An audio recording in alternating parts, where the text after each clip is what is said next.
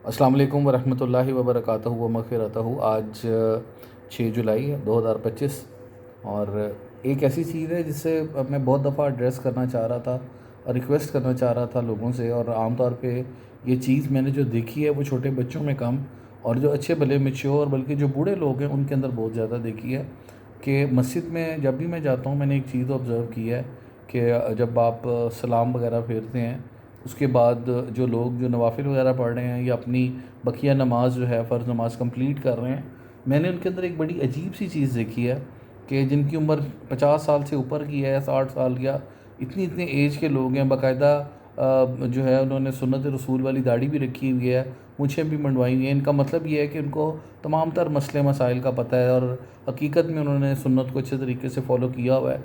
तो हम उम्मीद ये कर रहे हैं कि उनसे कि उनके पास बाकी नॉलेज भी तमाम तर होगा। तो वो नमाज यूँ पढ़ रहे होते हैं, आप यकीन करें कि इनकी उनकी नज़रों का जो मामला है वो बड़ा ख़राब होता है कि उन नमाज़ पढ़ रहे हैं और तमाम मस्जिद के अंदर ना नज़रें दौड़ा रहे हैं। आज भी मगरिब की नमाज़ पढ़ के जब मैं फ़्री हुआ हूँ तो सलाम जब फिर इंसान फेरता है, पहले आप दाईं तरफ सलाम फेरते हैं, फिर बाईं तरफ सलाम फेरते हैं।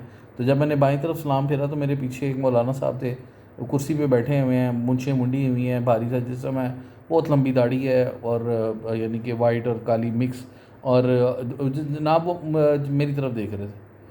तो मुझे एक वाक़या याद आ गया कॉलेज के दिनों का। मेरा एक दोस्त होता था वहीद, एक जगह थी काली सूबा, वहाँ का रहने वाला था, सरगोदा के पास, तो उधर का रहने वाला था। तो एक दफ़ा उसने मुझे इस तरह, हम दोनों इकट्ठे नमाज़ पढ़ने गए, तो वो मुझे उसने बात बताई, कहता है कि मैं जब नमाज़ पढ़ के फ्री हुआ तो मेरे पीछे एक मौलवी साहब थे, वो मुझे देख रहे थे, नमाज उन्होंने वो अपना कंटिन्यू थी।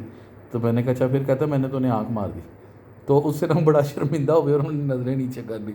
तो आज जब इनको मैंने देखा मौलवी साहब को तो मेरा भी दिल किया पहले कि इन्हें मैं आँख मार दूँ और ताकि इनको ज़रा कुछ शर्म आ जाए। फिर मैंने कहा नहीं, मस्जिद का तकद्दुस जो है ना वो ख़राब ना हो। तो काइंडली एक चीज़ का ख़्याल करें कि मैं बहुत छोटा होता था, तब से वालिदा ने हमें बताया कि नमाज़ जब पढ़नी है तो हमारी नमाज की जो भी हमारे अब अरकान हैं उसके अंदर नज़रों की आपने किस तरह हिफाजत करनी, कहाँ पे आपकी नज़रें होनी चाहिए, ये तो बहुत ही इम्पोर्टेंट और बहुत ही बेसिक किस्म का टॉपिक है।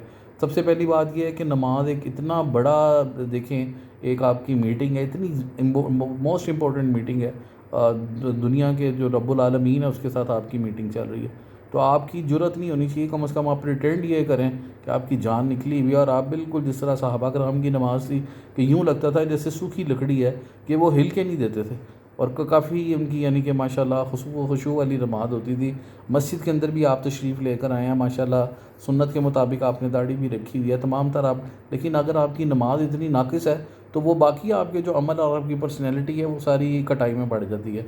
मेरी वालिदा ने जब मुझे नमाज के मुतल्लिक़ बताया था, I was very young and still I remember all these things, कि जब आपने क़याम, आपने नमाज जब शुरू करनी है तो आपने क़याम की हालत में सबसे पहली जो आपकी चीज़ है, क़याम की हालत में आपकी जो निगाह है अपने सजदे वाली जगह से, जहाँ पे जाके आपका माथा लगना है, सजदे वाली जगह से ना हटे और ज़हन में आपके ये चीज़ होनी चाहिए कि ये वो ज़मीन है, ये वो जगह है कि जहाँ पे मुझे एक दिन दफनाया जाएगा। फिर जब आप रुकू करते हैं, द सेकंड स्टेप आपका जो है, तो रुकू की हालत में आपने अपने दोनों जो पैरों के अंगूठे हैं उनकी तरफ देखना है और आपके ज़हन में ये बात होनी चाहिए कि जब मेरी जान निकलेगी तो इन्हीं दो अंगूठों से सबसे पहले जान निकाली जाएगी।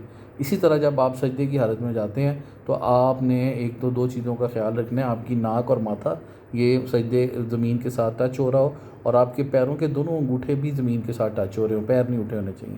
एक तो ये तरतीब बताई थी उन्होंने और दूसरा ये कि आपकी जो निगाह है अपनी नाक की ये नोक पे होनी चाहिए, क्योंकि जब हम कब्र में दफनाए जाएंगे तो सबसे पहले हमारे जिस्म का जो हिस्सा झड़ जाएगा, ख़त्म हो जाएगा, कब्र में वो नाक होगी, ये जहन में हमने रखना है। इसी तरह जब आप जलसा होता है आपका दो सजदों के दरमियान जगह है, उस दौरान आपकी अपनी झोली के अंदर अपनी जो है ना उधर आपके निगाह होनी चाहिए, आपका जो होता है अब आपका पहलू है उसके अंदर आपकी निगाह होनी चाहिए।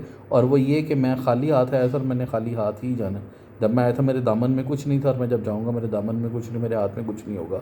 इसी तरह जब आप तशहुद की हालत में बैठना तब भी आपकी निगाहें आपके जो है वो दामन में, आपके जो आगे झोली होती है उधर आपकी निगाहें होनी चाहिए।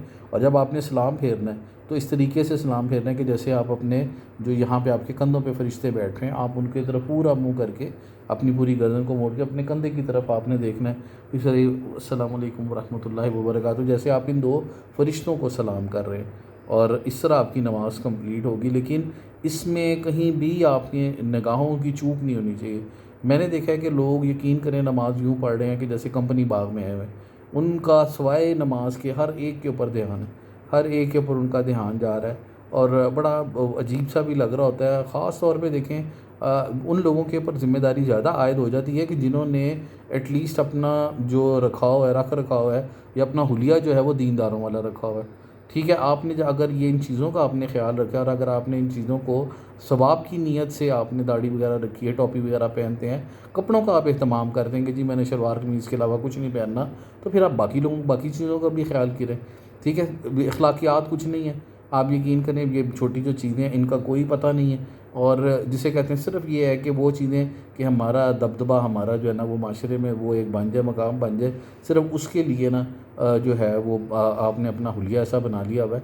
वो खुदारा ये तमाम तर चीज़ें जो हैं रियाकारी के ज़ुमरे में आती हैं कि अगर आप अमलन मुसलमान नहीं हैं और सिर्फ़ हुलियतन मुसलमान हैं तो ये रियाकारी के ज़ुमरे में आती है। और रियाकारी का अल्लाह ताला ने जो है सूरह अल माऊन में बड़ा वाक़या फरमा दिया कि बड़ी तबाही है उन लोगों के लिए कि जो रियाकारी करते हैं। खैर खुदा के लिए, अल्लाह के लिए नमाज़ पढ़ें, दुनिया वालों के लिए नमाज़ ना पढ़ें। अल्लाह ताला से दुआ है कि अल्लाह ताला हमें अमल की तौफ़ीक़ अता फ़रमाए। अस्सलामु अलैकुम व रहमतुल्लाहि व बरकातहू।